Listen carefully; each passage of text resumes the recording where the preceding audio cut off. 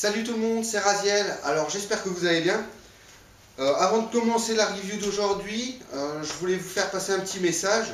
Donc en ce moment je sais qu'il n'y a pas trop d'activités sur ma chaîne, mais j'ai pas mal de choses à faire. J'ai eu un petit souci aussi lors de ma dernière partie, j'ai cassé ma réplique. Donc je suis un petit peu emmerdé, on va dire. Je regarde s'il y a moyen de la réparer. On a atteint les 200 abonnés sur ma chaîne. Alors un grand merci à vous tous de me suivre, c'est super sympa.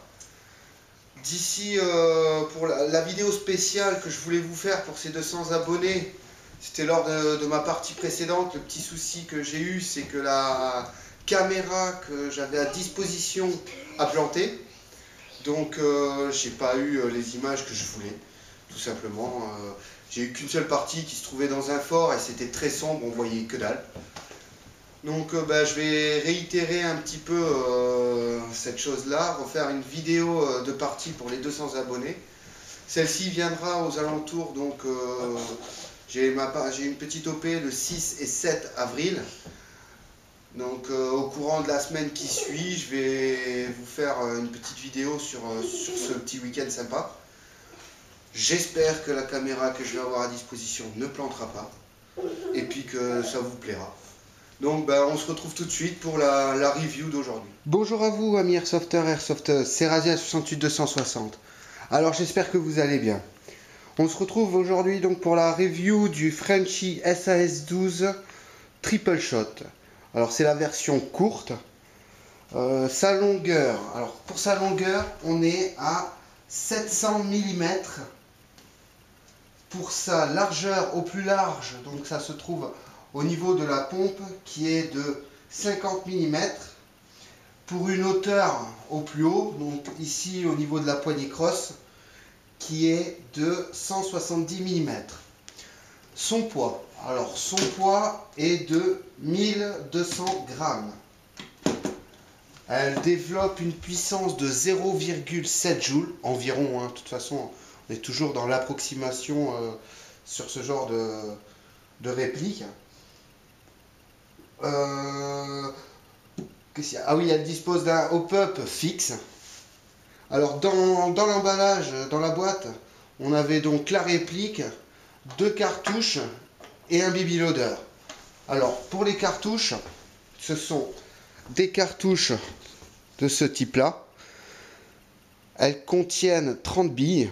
Donc il suffit de prendre le baby loader, de mettre le baby loader ici et de grailler à fond pour mettre 30 billes à l'intérieur.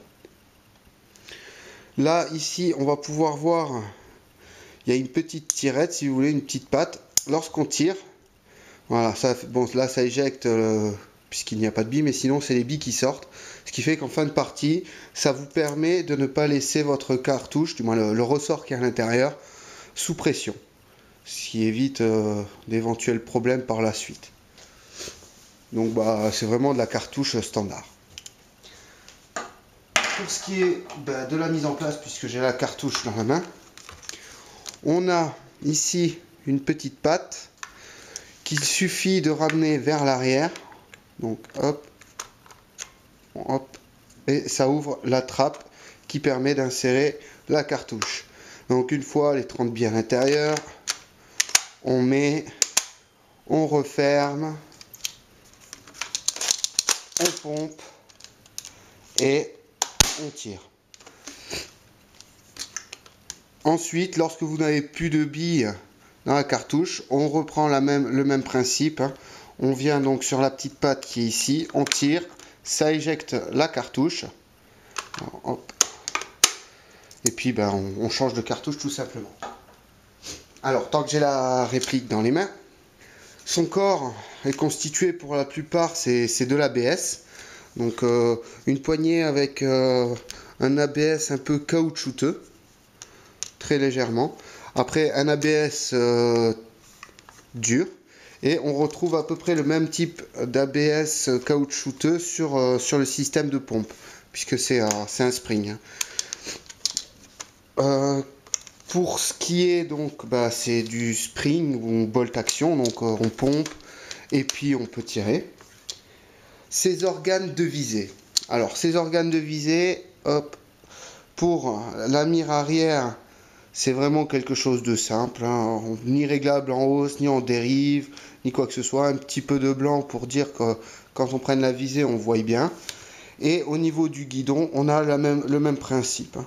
Donc rien de grandement folichon. On pourra constater donc par la même occasion que le canon est en métal, ainsi que la partie inférieure, qui elle aussi est en métal. Alors pour revenir donc aux organes de visée, qu'ils soient pas réglables, franchement, sur ce type de réplique, on s'en fiche, hein, je vous le dis tout de suite. On tire 3 billes à la fois, ça s'éparpille, donc c'est pas bien méchant, hein. Là au moins, bon, bah, on voit que on prend à peu près la visée, et puis généralement on touche, hein. Avec 3 billes, il n'y a pas de risque. Pour la sécurité, alors la sécurité se trouve au niveau du ponté et de la poignée crosse.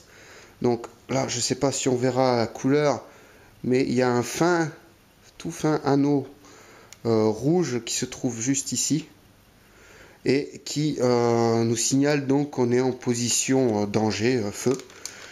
Donc lorsqu'on est sur cette position, on n'est pas en sécurité. On fait pression dessus, ça ressort de l'autre côté et là nous avons rien. Donc là on sait qu'on est en sécurité.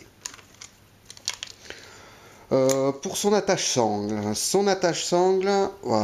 voilà, un seul attache-sangle, mais c'est amplement suffisant, puisque ça c'est pour du CQB ou même sur des parties, comment dirais-je, par exemple si on est on contourne des bâtiments, ce genre de choses, c'est vraiment pas mal. Dans des endroits plutôt restreints, même si c'est en extérieur.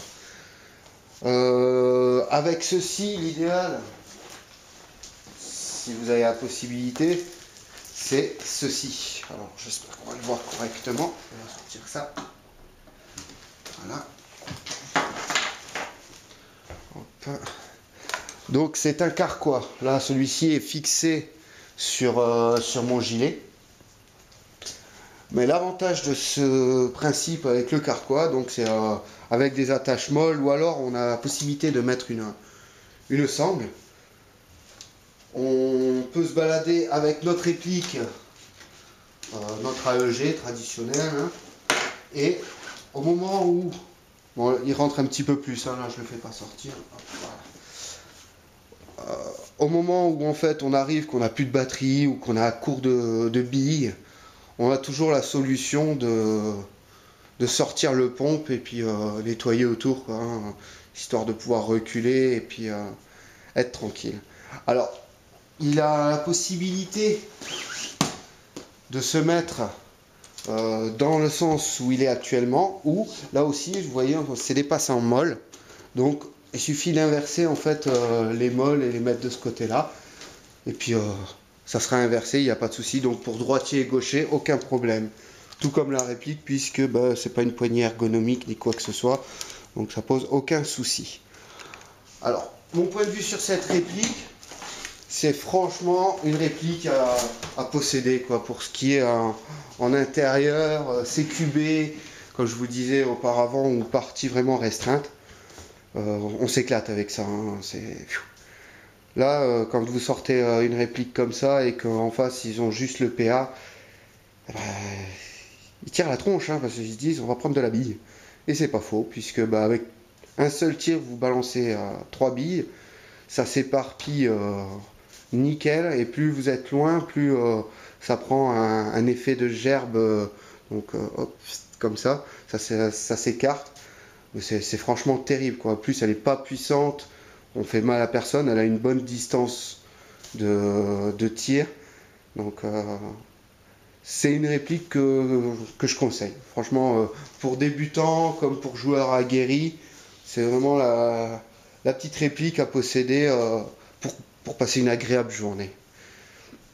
Ben, j'espère que cette review vous aura plu. On se retrouve dans une de mes prochaines vidéos. Alors, je pense qu'il y aura encore une vidéo au courant de la semaine prochaine. Mais je ne vous promets rien, comme je vous ai dit juste avant, j'ai quelques soucis donc avec ma M4 et je cherche une solution pour pouvoir participer donc à mon OP du mois d'avril. Voilà, allez, à bientôt tout le monde, bye bye.